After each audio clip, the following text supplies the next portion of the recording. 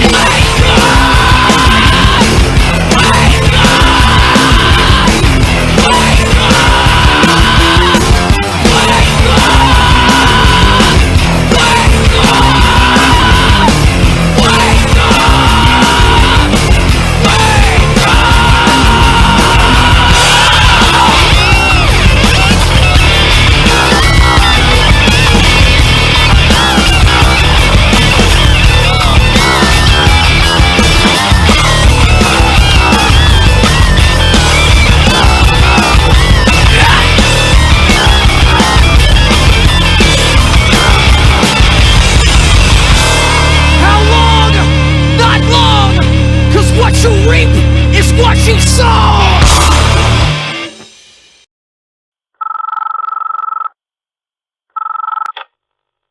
Wake up, theorist. I don't know if you're ready to see what I have to show you, but unfortunately the two of us have very little time. They're coming for you, and I don't know what they're going to do if they find you. I can help you, but only if you do exactly as I say. Watch this video and perhaps you will have a chance. Good luck.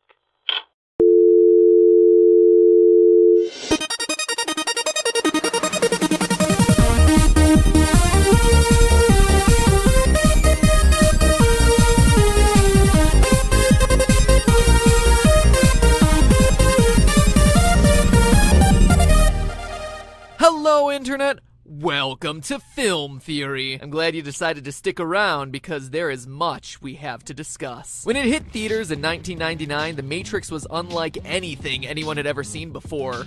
Well, unless you keep up with any form of cyberpunk, had ever read a philosophy textbook, were a fan of Japanese anime or kung fu films, had ever watched Tron, you get the idea. But hey, that makes complete sense when you consider that the film's creators, writers, and directors, the Wachowskis, were absolutely massive fanatics of all of those things, and wanted to add to those genres with a film that incorporated elements from all of them. And the world they created, while accessible enough to be mimicked in hundreds of parodies long before poop emojis became a way to ironically say I love you, or less ironically, I have to poop, has long been debated and reinterpreted by the same over-analytical fan base the Wachowskis themselves hailed from. And you know that where there's over-analysis to be had, the theorists will follow. So I dug through the awesome first movie, the not-so-awesome CGI of the second, and the philosophical ramblings of the whole series, only to discover that we have been completely wrong the whole time. That the hero of humanity, named the One, he who was prophesized to bring about the downfall of the machines and reload the Matrix, is not Neo, despite his name being a clever anagram of one. No, put aside Keanu Reeves' highly emotive face. The One is in fact...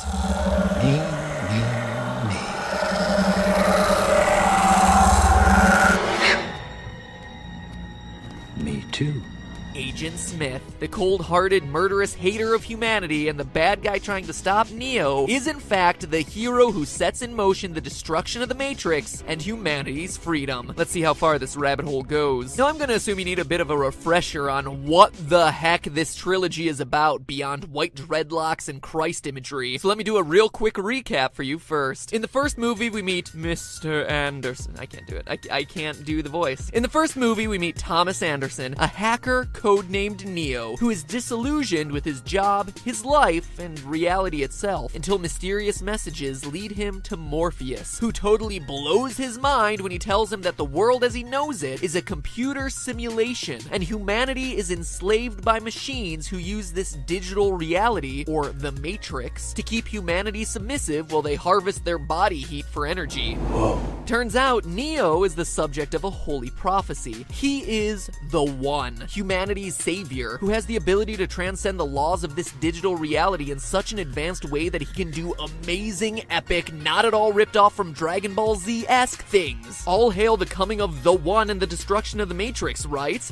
Well, as the architect explains in the second movie in a monologue that's gone down in history as one of the single most confusing things ever said by an actor in a major blockbuster ever, Neo's special status is all part of the machine's master plan. You see, another name for the One is the Prime Program. He's the result of an imperfect system. You know how when you divide numbers together, you sometimes get a remainder when they don't divide in perfectly? The One is basically all those remainders glommed together into a big number ball. And as long as he exists, the Matrix will remain imperfect and gradually descend into chaos until it crashes and destroys all of humanity, including its last stronghold, the sweaty dubstep-fueled rave cave of Zion.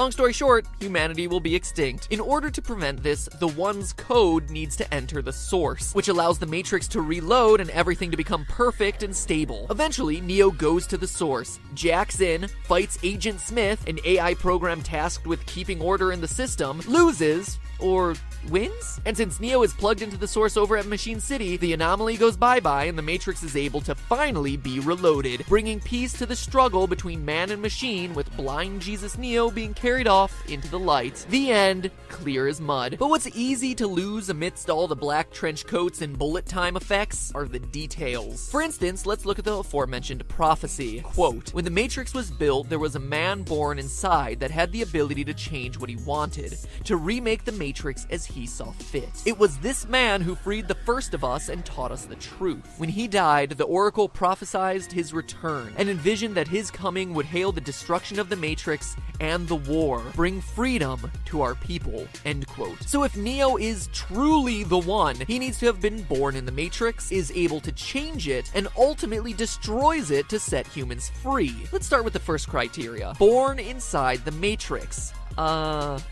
No. Neo was not born inside of the Matrix. He was born in one of those gross harvest pods by the machines. He even has the extra electrical outlets on his body to prove it, which are so useful during the holiday season. To be fair, Neo was reborn inside the Matrix after being killed by Agent Smith at the end of the first film, but keep in mind that the Oracle's prophecy also specifies, quote, "when the Matrix was first built." And as we're told in the film, this is the 6th version of the Matrix. The Matrix is older than you know.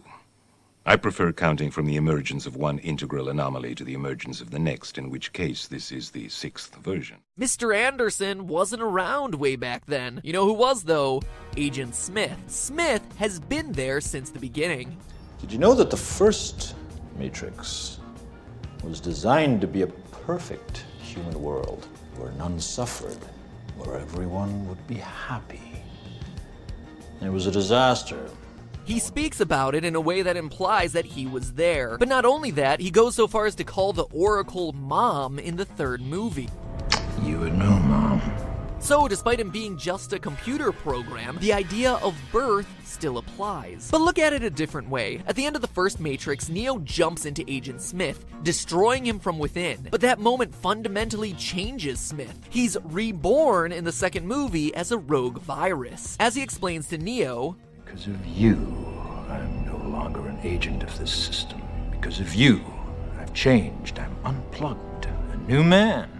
which just goes to show one other way that Smith was born inside of the Matrix. Okay, but let's move on. The second part of the prophecy says the One will be able to change the Matrix, to remake it as he sees fit. Although Neo shows some real promise at the end of the first movie with his jumping inside Smith fatality, that's pretty much the end of his endeavor to do any kind of next level hacking. Neo doesn't actually change anything throughout the sequels. Sure, he can do some kung fu moves and fly, but that's about it. When it comes to changing the fabric of the Matrix, the way it behaves, Smith shows far more power. I mean, check out how the Matrix looks by the end of the series when Smith is at the height of his power. It's unrecognizable. And very clearly, the one who made those changes was Smith. In his own words, You like what I've done with the place? "But MatPat," you might be saying, "don't you know that Smith is only special because Neo is special?" When Neo jumped inside of him at the end of the first movie, he copied part of himself onto Smith.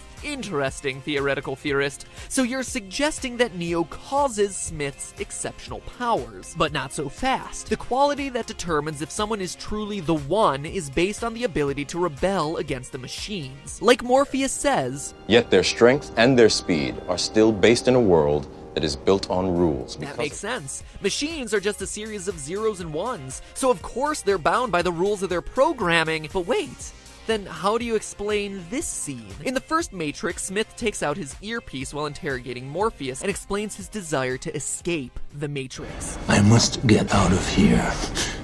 I must get free. And when the other agents walk in and see him without his earpiece in, they scold him. Smith is a program meant to ensure the security of the Matrix. That earpiece is his direct line with the system. And here it appears as though he's going rogue. Not only does the fact that Smith is able to go against the rules and take out his earpiece suggest his heightened ability to rebel, but everything he says in this scene is oddly human, talking about smelling and tasting humanity and being disgusted by them. It's the smell. I can taste your stink. long before he takes on Neo, Smith is working against his programming. Smith, not Neo, is the anomaly in the system. And now for the final tenet of the prophecy, that he would bring destruction to the Matrix and bring freedom to the people and end the war. Okay, so although the saga ends with the Matrix still intact, it gets pretty banged up during the Smith-Neo final battle, and in reloading, one could say that it was destroyed. And look who says that he's actually going to destroy the Matrix. You guessed it. Smith. And the only reason that the war between man and machines ends is because Smith is so darn good at tearing up the fabric of the Matrix that the machines can't control him anymore. This precarious position Smith puts the machines in is what gives Neo the bargaining power to strike up a deal with Babyface over here that allows the humans who want to stay in the Matrix stay, and the EDM fans who want to leave and head to the concert in Zion go over that way and get all sweaty. Neo might be the one making the deal, but without Smith's uncontrollable power, the machines wouldn't need to end the war in the first place. But here's the detail that seals the deal. The Matrix will reload when the remainder code of the One enters the source. Smith openly says that he's avoiding returning to the source after merging with Neo in the first movie. In his own words, he's been compelled to resist the call. Afterward, I knew the rules, I understood what I was supposed to do, but I didn't.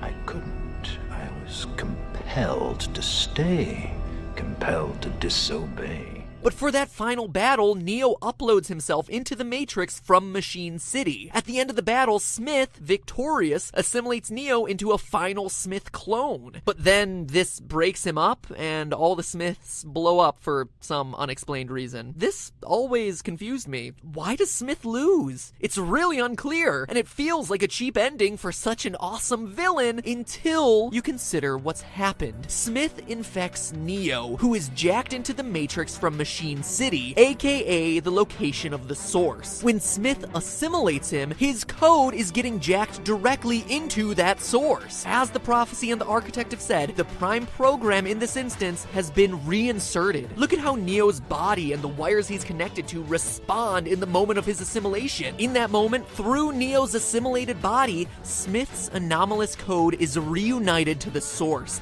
and the Matrix is finally able to reload. Let me make it clear. He is the One, but he's the unwitting one. He's the savior of humanity without even intending it, or wanting it for that matter. But that all leaves us with one final question, and it's a simple one. Why does everyone call Neo the One if he's not the one? The one. The one. The one. The one. The one. The one. The one. The one. The one. Sure, Morpheus and the Dirty Sweatshirt Gang may just be mistaken, but what about the Architect? Or the Oracle? These are two of the most powerful programs in the system, and they should probably know, right? Well, one of them does. In his rambling speech, the architect says it was the Oracle who created the One. Not only does this strengthen the whole mom argument with Agent Smith from earlier, but it also shows that she's the only person who truly knows the One's true nature, the One's true identity. I'm not the one. Sorry, kid. And what does she do with that knowledge? She chooses to lie to everyone else about it. In the final lines of the franchise, the Architect and Oracle meet in the reloaded Matrix, with the Architect saying, You played a very dangerous game. What's he talking about? What is this dangerous game? Well, it's a reference to the lie. She told everyone that the One was Neo when she knew it was Smith. Why would she do this? She says in these final moments that she wanted change. But what does that mean? Well, it was the only way that she could get peace. Had the machines known it was Smith all along, they would have assimilated him into the system earlier, and the war between humans and machines would have continued. But by misleading everyone into thinking it was Neo, it allowed Smith to threaten the fabric of the Matrix, to the point where the machines had to make a deal of peace with Neo. Creating an elaborate lie was the only way to truly change the system. The dangerous game was allowing a rogue program like Smith to get as powerful as he did. Boy, did she do a good job of covering up the truth, since it fooled all of us too, for over a decade. Agent Smith, that rainbow over there, it's for you, buddy. You truly are the One. But hey, that's just a theory. A film theory. And cut.